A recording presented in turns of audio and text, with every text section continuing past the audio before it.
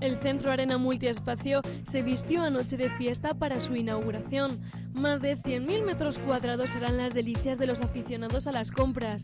Un centro anclado en lo que es moda y equipamiento de la persona. Alimentación con un hipermercado, hogar, servicios.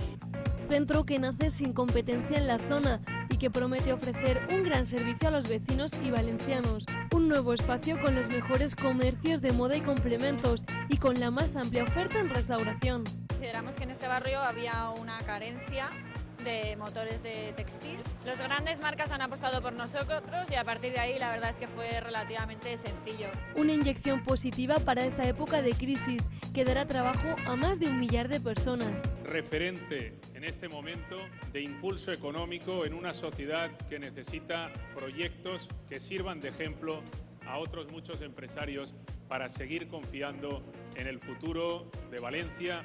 Luces, música, artistas, malabaristas y más de 2.000 personas invitadas no quisieron perderse la gran noche. Sin duda una bonita solución para salir de la crisis.